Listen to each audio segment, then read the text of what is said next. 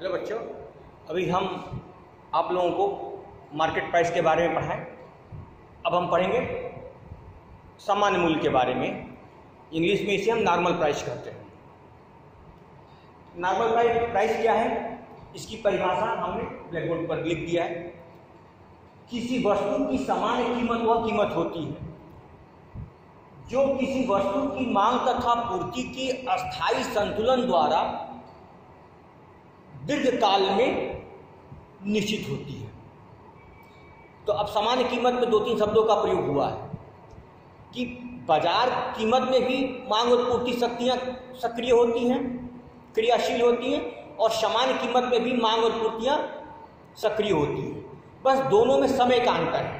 बाजार कीमत में जो मांग और पूर्ति की शक्तियां होती हैं अल्पकाल के लिए होती हैं, इसमें जो मांग और पूर्ति की शक्तियां होती हैं वो दीर्घकाल के लिए होती है।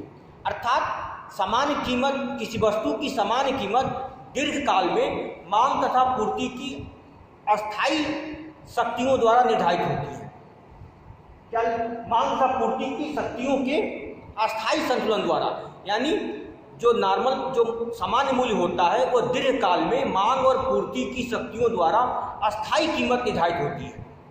एक कीमत उसकी फिक्स हो जाती है, और यह जो कीमत होती है, जहाँ ये कीमत मांग और पूर्ति के अनुसार जो ये कीमत निर्धारित होती है, यह कीमत अस्थायी होती है और यह दीर्घकाल में निश्चित होने की संभावना रहती है। नॉर्मल प्राइस को हम एक संभावित मूल्य भी कहते हैं और काल्पनिक मूल्य भी कहते हैं, क्योंकि हम आशा करते हैं कि लॉन्ग रन में, लॉन्ग मैंने 5 साल 10 साल, इसको हम दीर्घकाल मानते हैं, इतने साल की अवधि होती है, और इस अवधि में वस्तु की जो सामान्य प्राइस है, नॉर्मल प्राइस है, सामान्य मूल्य है, वह मांग और पूर्ति की शक्तियों द्वारा एक कीमत निर्धारित हो जाएगी। अर्थात जितनी मांग रहेगी उतनी पूर्ति हो जाएगी। यानी दीर्घकालिक वह अवधि होती है जिसमें उत्पादकों को इतना समय मिल जाता है कि वह मांग के अनुसार पूर्ति को समायोजित कर लेता है और पूर्ति के अनुसार मांग को समायोजित कर लेता है। अर्थात यदि मांग कम है तो पूर्ति को कम कर देंगे, यदि मांग अधिक है तो पूर्ति को बढ़ा देंगे। तो दीर्घकाल में क्या होती है कि मांग और पूर्ति दोनों बराबर हो जाती है। जब मांग और पूर्ति दोनों बराबर हो जाएंगी तो कीमत भी अस्थायी निर्धारित हो जाती है, और इस अस्थायी जो कीमत होती है एक संभावित कीमत होती है। हम ये आशा करते हैं कि दीर्घकाल में ये इसके बराबर हो जाएगा। और फिर क्या होता है, दीर्घकाल में जो कीमत निर्धारित होती है या हम जो आशा करते हैं उस पर पूर्ति पक्ष का अधिक योगदान रहता है। अर्थात मांग के अनुसार हम पूर्ति को बढ़ा सकते हैं या कम कर सकते हैं। इसीलिए कहा जा रहा है कि जो सामान्य प्राइस होती है उसमें पूर्ति पक्ष की भूमिका अधिक रहती है, जबकि हमने पढ़ाया था बाजार कीमत में उसमें मांग पक्ष की भूमिका अधिक रहती है, क्योंकि बाजार जब किसी वस्तु की बाजार कीमत निर्धारित होती है तो उसमें उत्पादकों के पास इतना समय नहीं मिलता है कि वो मांग के अनुसार पूर्ति में परिवर्तन कर सके। इसीलिए वो अस्थायी कीमत होती है, यह अस्थायी कीमत होती है और यह संभावित कीमत होती है। हम आशा करते हैं दीर्घकाल में यह इतनी कीमत होती है। फिर सामान्य मूल्य के बारे में दूसरी विशेषता यह है कि सामान्य मूल्य वस्तु की लागत के बराबर होती है। जितनी लागत होती है उतनी ही उसकी सामान्य मूल्य होती है।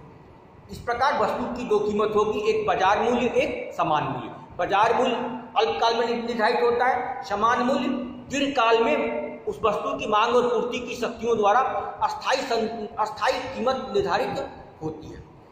अब जैसा कि हमने सामान्य मूल्य की विशेषताएं भी ब्लैक बोर्ड पर लिखा है, दीर्घकालीन कीमत, यह कीमत लंबी अवधि में निर्धारित होती है। अर्थात 2 साल 3 साल 5 साल, लंबी अवधि मतलब 3 साल 4 साल 5 साल हो सकती है। यह अस्थायी कीमत होती है। जो कीमत निर्धारित होती है अस्थायी कीमत होती है, क्योंकि मांग और पूर्ति उस कीमत पर बराबर हो जाता है। जितनी मांग उतनी पूर्ति, इसलिए वह अस्थायी कीमत है। पूर्ति का अधिक प्रभाव, लॉन्ग रन में उत्पादकों के पक्ष को इतना टाइम मिल जाता है कि वह मांग के अनुसार अपनी पूर्ति को एडजस्ट कर सकता है। इसलिए ये हम कहते हैं कि सामान्य कीमत पर पूर्ति पक्ष की भूमिका अधिक होती है। यह संभावित कीमत होती है। अगली विशेषता है यह संभावित कीमत होती है। हम आशा करते हैं कि दीर्घकाल में वस्तु की इतनी कीमत होनी चाहिए, तो इसलिए कभी कभी इसको हम काल्पनिक भी कीमत कहते हैं कि हम आशा करते हैं कि इतनी होनी चाहिए, हो सकता है कि ना हो, लेकिन परिभाषा के लिए हमने ब्लैक बोर्ड पर लिख दिया है। इसका नोट्स भी हमने भेज दिया आपको। अब हम सामान्य कीमत को एक रेखा चित्र द्वारा भी हम स्पष्ट कर सकते हैं। जैसे डी, ये डी जो लिखा है ये मांग वक्र है, एस है पूर्ति वक्र है। दोनों मिलकर मांग और पूर्ति दोनों मिलकर इसको ई बिंदु पर काट रहे हैं और यहाँ ओपी कीमत निर्धारित हो रही है, ओपी प्राइस निर्धारित हो रही है और ये जहाँ ओएम वस्तु की मांग का पूर्ति, एक सच पर मांग का पूर्ति को दिखाया गया है और कीमत वाई अक्ष पर दिखा रहे हैं। तो डिमांड है मांग वक्र, मतलब क्रेताओं का मांग वक्र है, क्रेता जिस कीमत पर वस्तु को खरीदना चाहता है, और ये सप्लाई वक्र उत्पादकों को है, अर्थात ये शो करता है कि जो उत्पादक है किसी वस्तु को किस कीमत पर बेचने को तत्पर है। इस कीमत पर मांग और पूर्ति दोनों बराबर है, अर्थात इस कीमत पर जितना क्रेता कीमत देना चाह रहे हैं, क्रेता जो विक्रेता है या जो सप्लायर है उस कीमत को लेने को एक्सेप्ट कर रहा है। अर्थात इस कीमत पर ओपी जो कीमत निर्धारित हुई है वहां ओएम वस्तु की मांग भी है और पूर्ति भी है। जब कभी अगर कीमत अगर ओआर हो जाएगा, एमआर हो जाएगा और वस्तु की जो पूर्ति कीमत है, वस्तु की जो लागत है एलएम है, तो उससे अधिक हो जाएगा, लागत कितना है और प्राइस कितना अधिक है। तो इसमें क्या होता है, अगर लागत से प्राइस अधिक होती है तो उत्पादकों को लाभ मिलता है। जब लाभ मिलता है वो क्या करता है, पूर्ति बढ़ा देता है। तो पूर्ति बढ़ाने से कीमतें फिर कम हो जाती है और ये ई बिंदु पर आ जाती है। फिर इसका अपोजिट फोटो, जब कीमत M2S हो जाता है, अर्थात ये दिखा रहा है कि कीमत जो क्रेता इतना देना चाह रहा है लेकिन पूर्ति कीमत कितनी हो गई, पूर्ति की कीमत जो लागत है इतनी अधिक हो गई। तो लागत अधिक हो गई, कीमत मार्केट में कम हो गई, क्या हो गया, घाटा हो गया। घाटा होने पर क्या होता है, फिर व्यापारी जो उत्पादक होते हैं वो उत्पादन से भाग हो जाना चाहते हैं, तो फिर कीमतें आकर ई बिंदु पर आ जाएंगी। तो इसका मतलब क्या हुआ, जब भी कीमत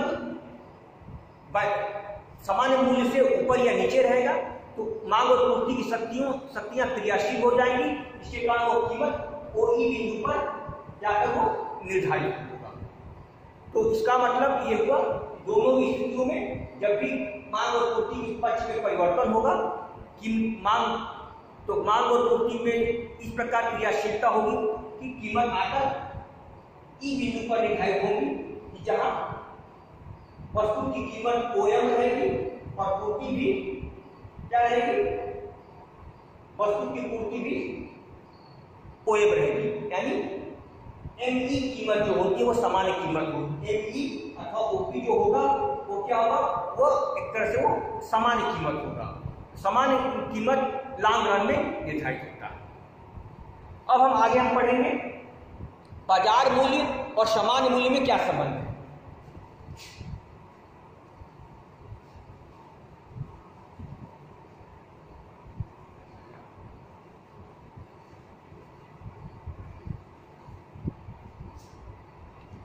हम सामान्य मूल्य को एक रेखा द्वारा दिखाएंगे, सीधी रेखा द्वारा।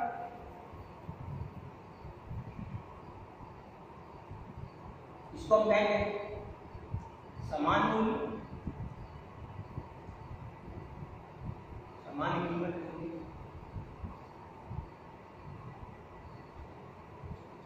इसको हम कहेंगे बाजार।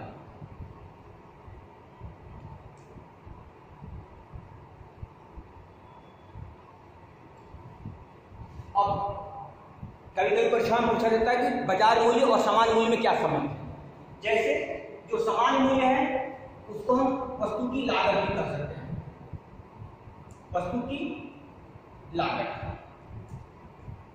जब भी कीमत, अगर कीमत यहां तक आ गई, बाजार मूल्य सामान्य मूल्य से अधिक है, तो क्या होगा, उत्पादकों को प्रॉफिट होगा। तो प्रॉफिट होने की दशा में क्या होता है, उत्पादक वस्तु की पूर्ति को बढ़ा देता है, सप्लाई बढ़ा देता है। जब सप्लाई बढ़ जाती है तो कीमतें फिर घट जाएंगी, तो कीमतें घटकर यहाँ आ गई, यहाँ प्रॉफिट हो रहा है,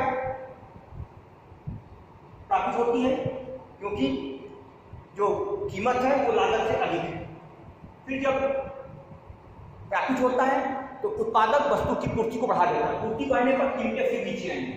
फिर क्या होता है, इतनी अधिक मार्केट में किसी को अनुमान नहीं होता, प्रॉफिट की आसान, वस्तु की पूर्ति बढ़ जाती है। पूर्ति बढ़ते बढ़ते फिर कीमतें लागत से नीचे चली जाती है।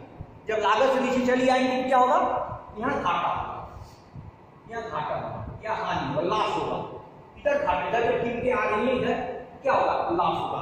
जब लॉस होगा तो फिर क्या होगा, यहाँ मैक्सिमम घाटा हो रहा है, घाटा हो रहा है। जैसे यहाँ मैक्सिमम प्रॉफिट था, यहाँ घाटा हो रहा है। फिर घाटा होने की दशा में क्या हो गया, उत्पादक अब वस्तु बेचना बंद कर देंगे, क्योंकि उनको घाटा हो रहा है, क्योंकि जो कीमत है वो नीचे चली गई है, तो उनको घाटा हो रहा है। फिर क्या होगा, वो जो मार्केट से हटेंगे, सप्लाई कम होगी, फिर जो बाजार कीमत होगी, बाजार कीमत फिर धीरे धीरे फिर क्या होगा, फिर ऊपर जाएंगे। फिर ऊपर जाकर जब सप्लाई कम होती जाएगी, उत्पादक जाए, फिर वो सामान्य कीमत के ऊपर बाजार कीमत चली जाएगी, फिर प्राप्त होगा। तो ये चक्र चलता रहेगा। कभी बाजार मूल्य जो बाजार मूल्य समान मूल्य के नीचे होता है, फिर ऊपर होता है। तो ये चक्र, ये जब भी कभी परीक्षा में पूछा जाएगा तो आप लोग इसी तरह बना सकते हैं, बाजार मूल्य और समान मूल्य का संबंध। और ये दो चीज दिखा सकते हैं ग्राफ में, आप दो चीजों को आप दिखा सकते हैं कि जब बाजार मूल्य सामान्य कीमत से अधिक होगा तो प्रॉफिट होगा। प्रॉफिट होने की दशा में जो उत्पादक होंगे वस्तु की पूर्ति की मात्रा में वृद्धि कर देंगे। जब पूर्ति में वृद्धि करेंगे तो फिर कीमतें नीचे आएंगी। जब कीमतें नीचे आती जाएंगी तो फिर क्या होगा, कीमतें इतनी नीचे आ जाएंगी तो उनकी लागत से भी कम नीचे आ जाएंगी, तो वो घाटा होना शुरू हो जाएगा। उससे क्या होगा, जो बाजार कीमत होता है वो एकदम उनकी लागत से भी कम हो जाएगा। 10 रुपये की वस्तु है, 5 रुपये मिल रहा है, तो घाटा हो जाएगा। तो फिर वो मार्केट से बाहर होना शुरू कर देंगे। जब बाहर होंगे तो फिर वस्तु की पूर्ति सप्लाई कम हो जाएगी, क्योंकि कुछ लोग मार्केट से बाहर हो जाएंगे क्योंकि घाटा हो रहा। तो फिर जब वस्तु की पूर्ति कमी होगी तो फिर कीमतें ऊपर जाएंगी, फिर लागत से ऊपर जाएंगी, फिर प्रॉफिट हो गया। तो ये चक्र चलता रहता है। तो आज ये बाजार कीमत और सामान्य कीमत, ये चैप्टर खत्म हो गया। आप लोग इसको ध्यान से जो बनाया गया वीडियो बार बार आप देखेंगे तो आपको समझ में आ जाएगा। आगे कल नेक्स्ट चैप्टर पढ़ेंगे।